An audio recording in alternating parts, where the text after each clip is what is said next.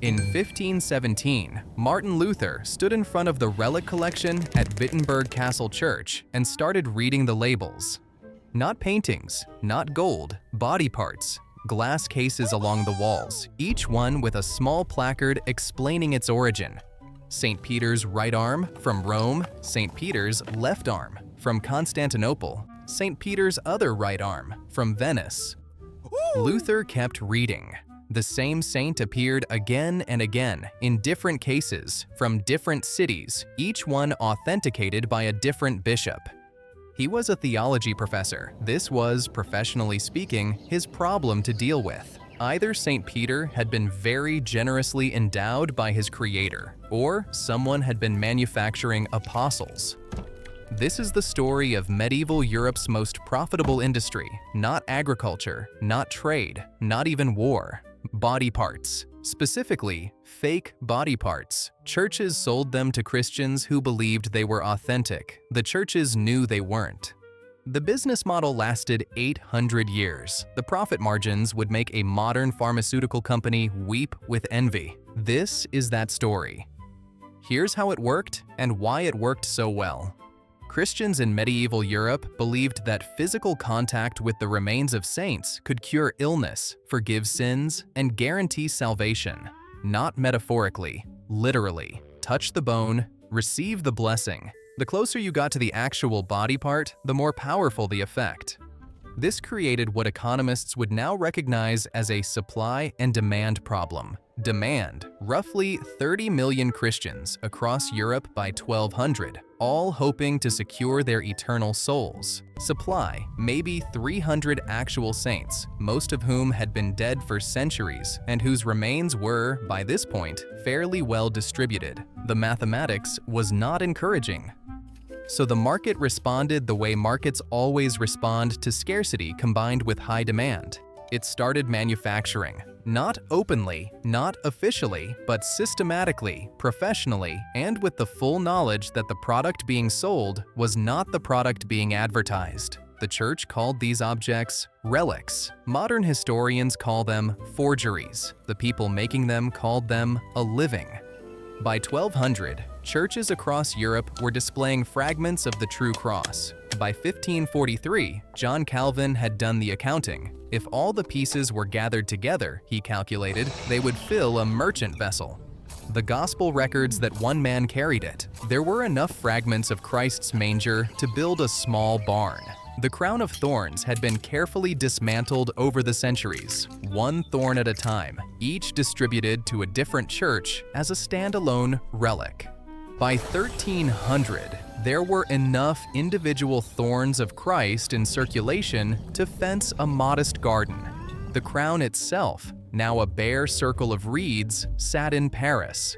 The thorns were everywhere else. Nobody was keeping count. That was the point. The most expensive relic in medieval Europe was not a piece of Christ. It was the Virgin Mary's milk.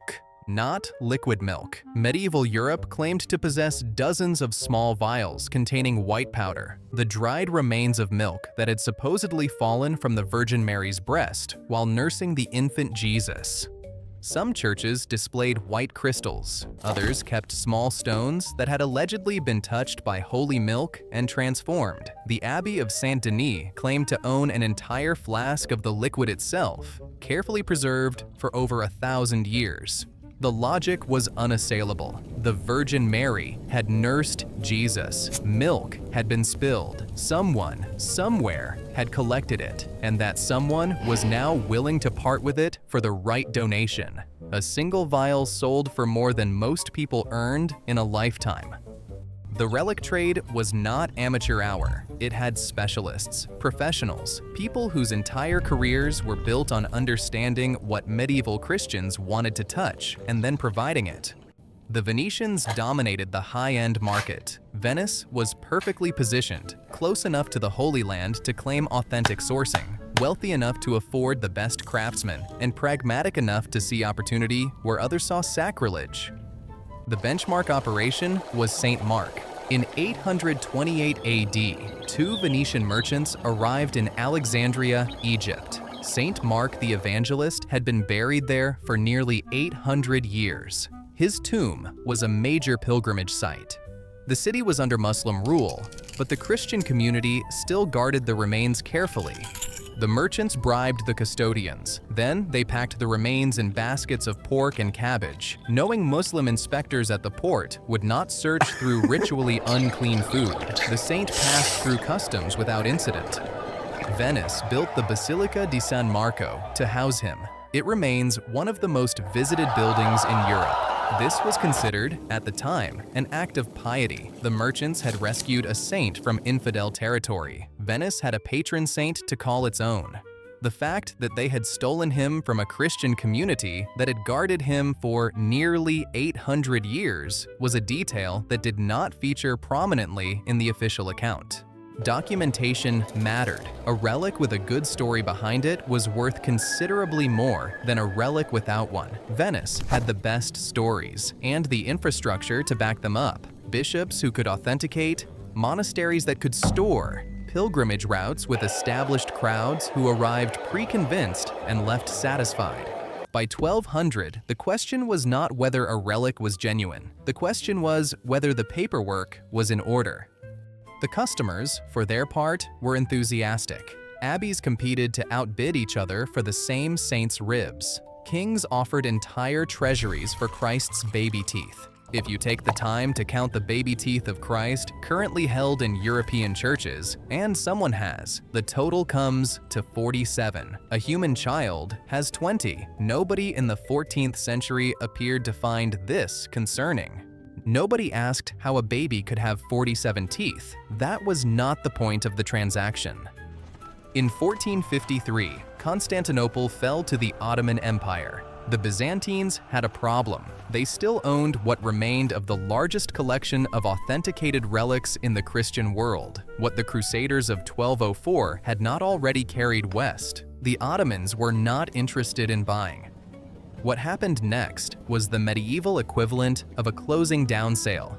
Byzantine nobles, fleeing west with whatever they could carry, arrived in Italian ports with shipping crates full of saints, not metaphorically, literally, wooden boxes packed with authenticated holy remains, looking for buyers before the Ottomans caught up.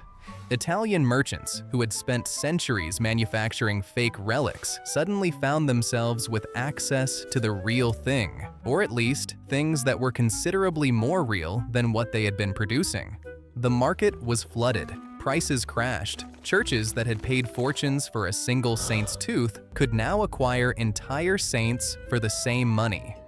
But here's where it gets interesting. By this point, the fake relic industry had been operating so successfully for so long that most buyers could not tell the difference between authentic Byzantine relics and Venetian reproductions. Both came with proper documentation, both looked appropriately ancient, both promised the same spiritual benefits. The authentic relics sold alongside the fakes at roughly the SEAM prices to customers who treated them as identical products. The Byzantines had authentic saints. The Venetians had better marketing. The Venetians won. Within 50 years, most of the genuine Byzantine relics had been quietly replaced by more attractive Venetian alternatives. The originals were stored in church basements or sold to private collectors who had no particular interest in their spiritual properties. The fake industry had become so sophisticated that it had priced out the authentic product. This is called market efficiency. It also suggests that the customers were not perhaps as interested in authenticity as they claimed to be.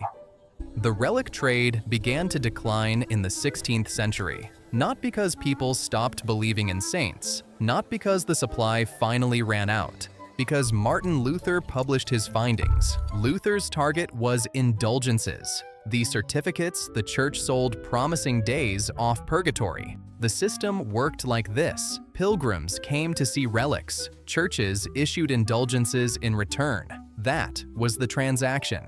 View a saint's bone. Earn 100 days off purgatory. View the entire collection at Wittenberg.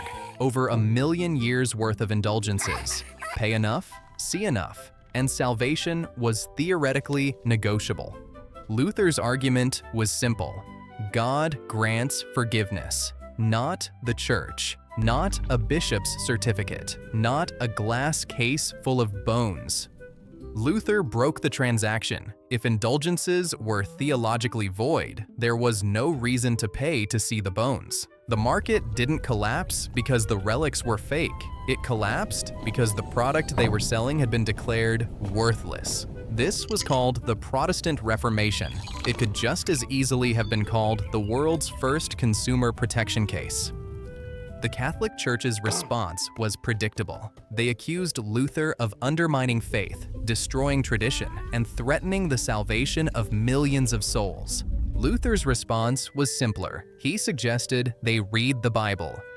By 1600, most Protestant regions had removed relics from their churches entirely. Catholic areas continued the practice, but with new regulations requiring authentication from Rome, which is to say, the same system, but with better paperwork. The relic workshops of Venice quietly pivoted to other markets. Some became legitimate art dealers. Others moved into the emerging market for ancient Roman artifacts, where the customers were secular collectors who cared more about aesthetics than authenticity. The skills transferred easily. A fake saint's arm requires exactly the same techniques as a fake Roman statue. The moral considerations were considerably lighter. The modern equivalent is quieter, but operates on similar principles. Religious tourism generates over $18 billion annually. Pilgrimage sites across Europe continue to display relics whose authenticity ranges from questionable to mathematically impossible. The Shroud of Turin has been carbon dated to the medieval period. The Holy House of Loreto was built with stone that never existed in Palestine. The skull of John the Baptist appears in at least 4 different churches, which would be impressive if John the Baptist had been a hydra. Nobody has done a comprehensive count since Luther. That might be wise. The customers keep coming, the donations keep flowing, the relics keep working, which was always the point. 800 years later, faith still sells. Authentication is still optional, and the mathematics are still not encouraging. Luther would not be surprised.